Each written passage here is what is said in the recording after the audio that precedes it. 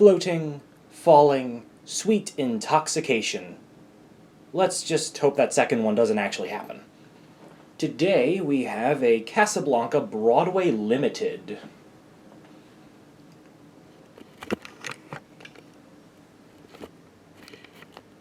As you can see, this thing is ornate to the nth degree.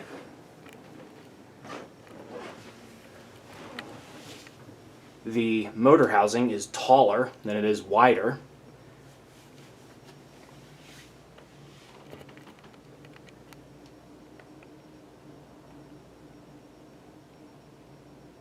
And this is a Broadway Limited, not a Broadway 500. And this one does have a hang-true ball and socket style mount. This is not the downrod it came with, but the downrod it came with looks just like that one, except it's 12 to 18 inches instead of the standard 3 to 4 inches.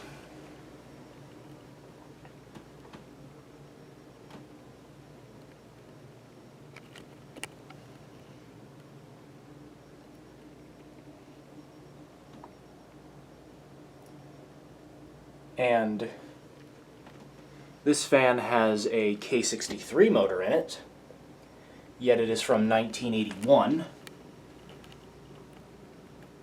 This is not particularly common, however, between this model and the 20th century there were a few instances of Casablanca using K63 motors and cardboard box variable speed on fans in the years of 81 and 82.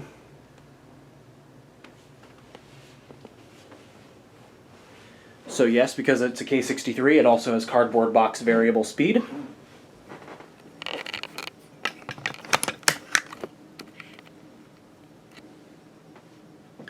So this was a marketplace find not too long ago. It was in with a pile of other fans being sold as a lot, and this was the only fan worth anything in the lot.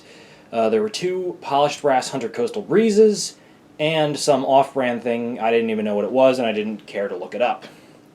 So the guy was selling them as a lot, and of course I wanted to get it for the Broadway alone. It was only $50, so I figured why not. So it was a bit of a hike, about a 2-hour drive, but I've done worse. So I get there about 10 minutes early. The guy shows up and he says, "Oh, good. He's like, you're the first one to show up. A bunch of other people inquired, and I told them they could have them too."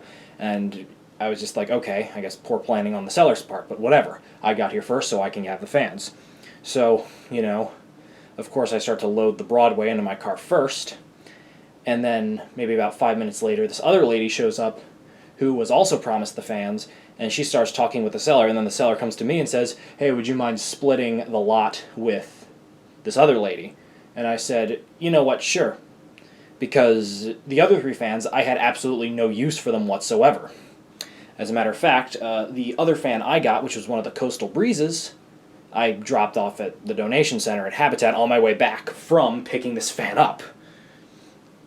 So I let the lady have the one Coastal Breeze and the off-brand thing. So thankfully I got to keep my Broadway. Just, God only knows what would have happened had I not showed up 10 minutes early. Might have not ended up with this thing. Anyways, long-winded backstory for how I got this fan aside. We'll start it up.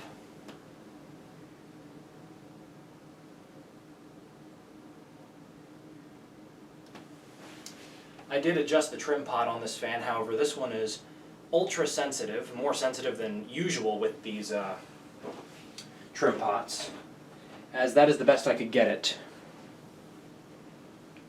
As you could possibly tell, I had to turn the knob up about halfway before it started to move at all.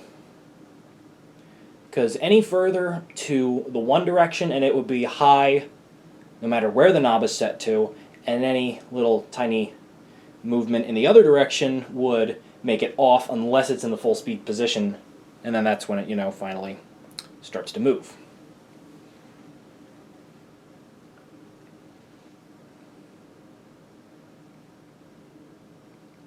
I'm not the biggest fan of this design, however, I do still think it has some redeeming qualities. I do like the ornate, and even though they're not the same type of blade arm that are on the Century and the Cambridge, I do still like the blade arms,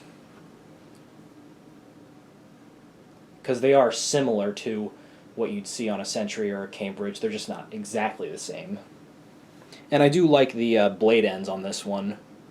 I think it's a unique design that looks pretty cool.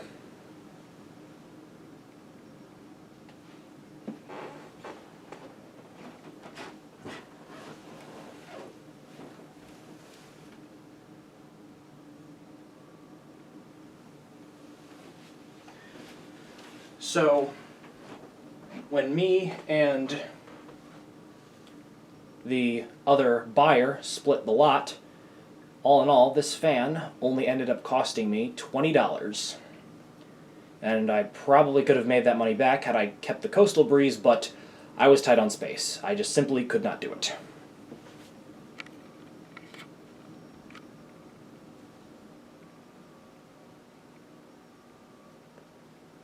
So there's something between an aesthetic and a functional low. And of course, since this fan is cardboard box variable speed, 60 cycle hum is making its presence known.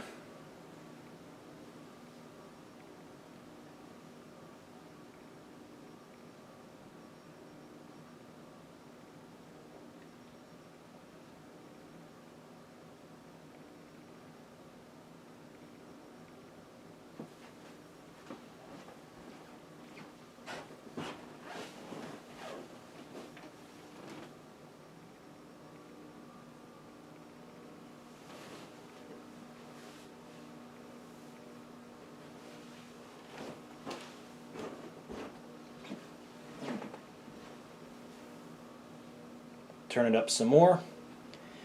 And I apologize if there are any large gaps between the speeds here, as it is a little hard to adjust this thing perfectly straight when only about 40% of the knob's full range is actually used for the speeds themselves. And this fan is already moving quite a large amount of air. That might be because when I put the blades in, I did give them a rather steep pitch, unintentionally I might add.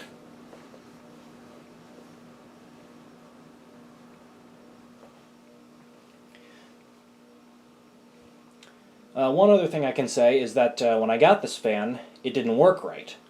I soon found out that the capacitor had failed, because when I spun the plus-shaped pipes where the blades go in, I don't know if I could call it a flywheel, but you know what I'm talking about. When I spun that thing, the fan started to go, but otherwise it wouldn't move at all, so that signified capacitor failure. So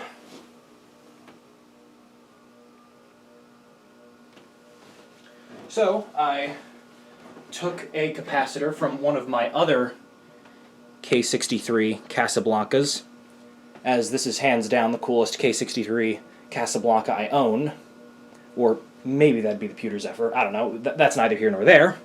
So I took a capacitor from one of my other K63 Casablancas and put it in here, and now it works fine.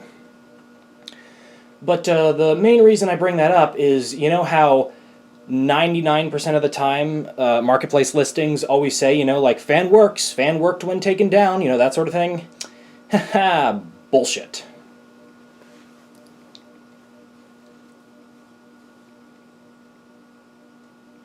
And God only knows what would have happened if someone else got it. They would have put the fan up, tested it, saw it didn't work, and tossed it in the trash.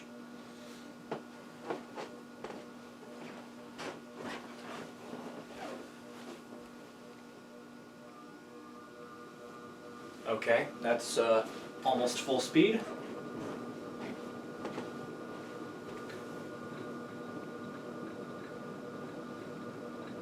And there is a little bit of rattling. And some wobble as well. But what are you gonna do? Probably be a lot worse if it was a bell canopy mount.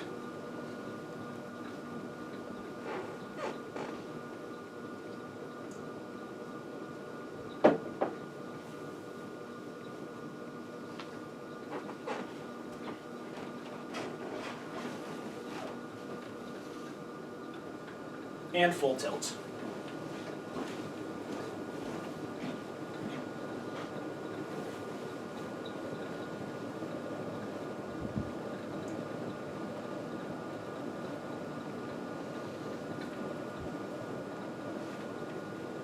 This fan also originally came with a K4L. The reason I took that off is because I took that off when I was doing the capacitor replacement just so it wasn't, in the way. And I never really bothered to put it back on.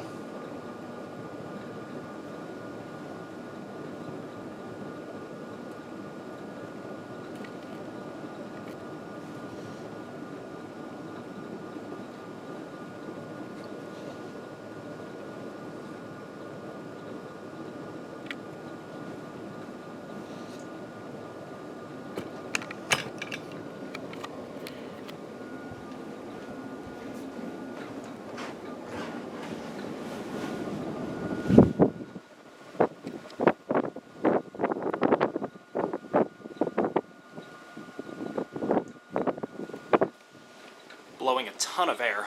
Total powerhouse.